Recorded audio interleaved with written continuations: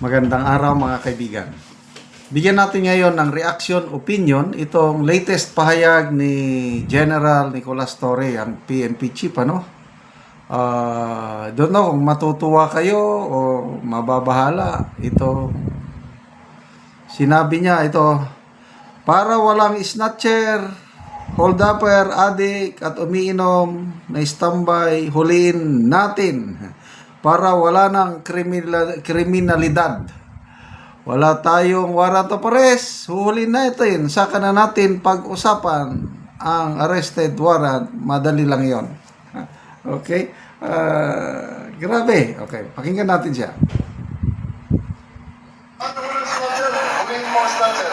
Para walang hold-upper, huliin mo ang hold-upper. Para walang addict, para walang naka-standby na mga nag-iinom dyan sa gilid, na nag-i-intimidate na kumilin sa pool, huliin natin sila. Huliin natin. Wala tayong warrant of arrest, huhuliin natin. Saka na natin pag-usapan yung arrest warrant, madali lang yun. Para walang snatcher, Grabe, oh. para walang hold-upper, huliin mo ang hold-upper.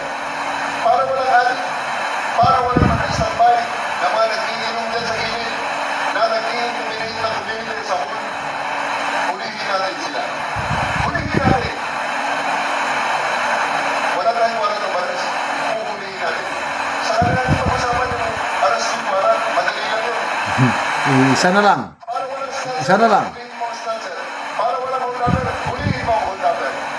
Para walang addict, para walang naka-standby na mga nag-iinom dyan sa gilid, na nag-i-intimidate na kumilin sa pool, huliin natin sila. Huliin natin. Wala tayong warrant of arrest, huhuliin natin. Saka na natin pag-usapan yung arrest warrant, madali lang yun. Sumusobra na ito. Para walang snatcher. Ano? Ano masasabi niyo doon? I don't know kung anong okasyon ito. Basta bago lang ito. Police General Nicolas Torre. Ito na, yung 4-star general na siya. It's a pronouncement. So dahil PNP chief yung nagsasabi, ay yung mga pulis gagawa rin. Kasi nga, ang kanyang estratehiya is padamihan ng aresto. Oh, padamihan ng aresto, hindi talagang manghuli kas. So kung ako ang pulis, dahil yun ang utos, huhuli talaga ako. Example, ako ang station commander. Padamihan ng maaresto. Eh di sabihin ko ang mga pulis ko, aresto kayo. Basta nag-inom dyan, tambay, adiktos, snatcher, huli, huli lahat, huli. Kahit walang warrant of arrest. Utos ng Chief PNP. Very clear naman. Saka na lang daw, madali na lang daw kahit walang warrant of arrest. Oh, malala ko tuloy, mayroong post na si Attorney Laila de Lima, puring-puri siya kay General Torre. Dahil sa statement ni General Torre na under my watch, walang human rights na violation na mangyayari.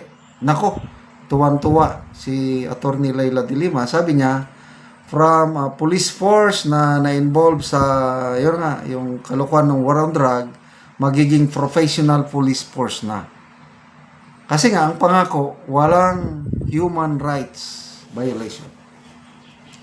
So, dyan na nga rin yan, yung walang warrant of arrest, huhulin mo, wala.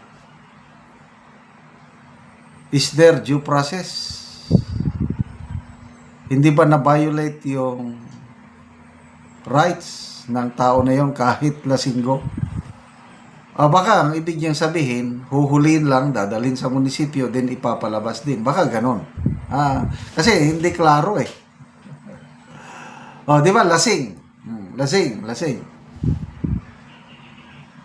Huliin ng pulis. Dadalhin sa munisipyo. Doon patutulugin. Kinabukasan, i-release ulit. Baka ganon. Siguro pwede. Kasi ang nakikita kong kanyang adhikain is para maging ligtas ang sambayanang Pilipino. So maybe let's give the PNP a chance. Ano? Oh, maalala ko tuloy yung nabasa kong article sa isang mainstream media, parang Inquirer ata yun, yung 8 pulis na nasangkot sa warrantless search. Ito, nung Pebrero pa ito ha.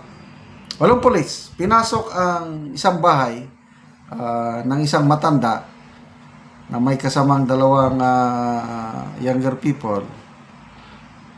Sinearch nila ang bahay na walang search warrant, tapos allegedly nagnakaw ng 76,000 pesos. Nag-viral yun sa social media dahil nakunan ng video. Viral. So ang National Capital Regional Police Office, NCRPO, inimbestigahan. And kudos, magaling ang NCRPO Police Chief General Aberin. After 4 months, dismissed from the service yung 8 pulis.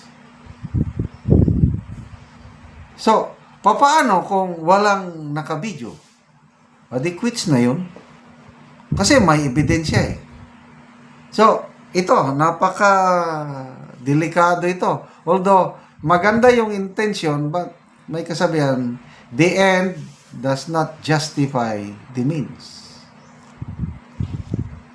So, ligtas ba? Okay, magbasa lang ako sa mga comments ha.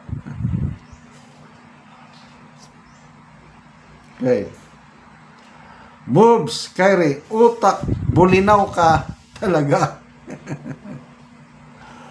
Gore Mike Rand, murag overdose man ni sa Duterte style. O, parang Duterte style nga. Ganyan ng Duterte style. Kaya lang, naging successful.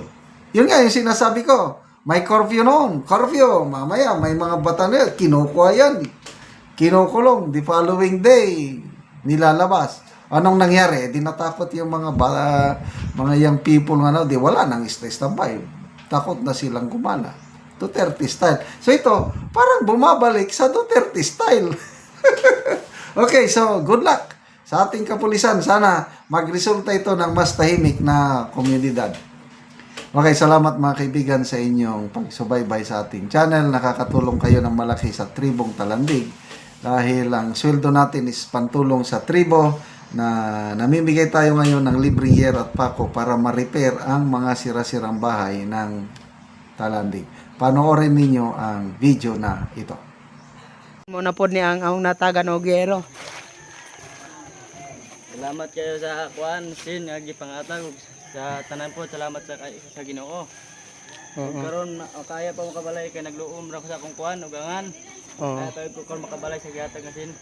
Karon nagpatindog na siya og bagong balay. Muna ni siya ang natagaan na mogero.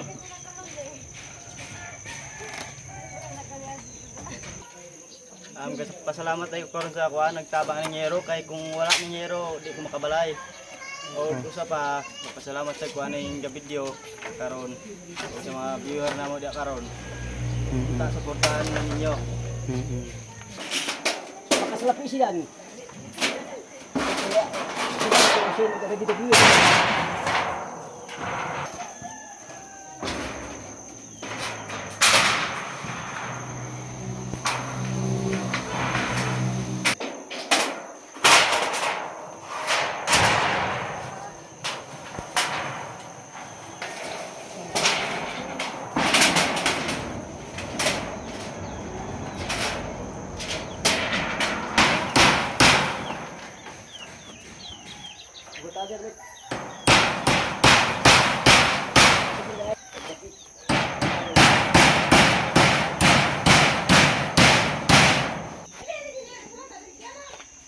So, human na gyud og atok.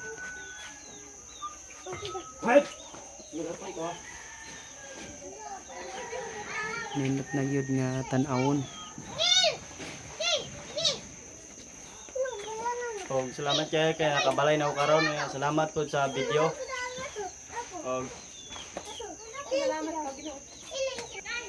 Salamat sa video. Salamat sa nag-sponsor aning yero.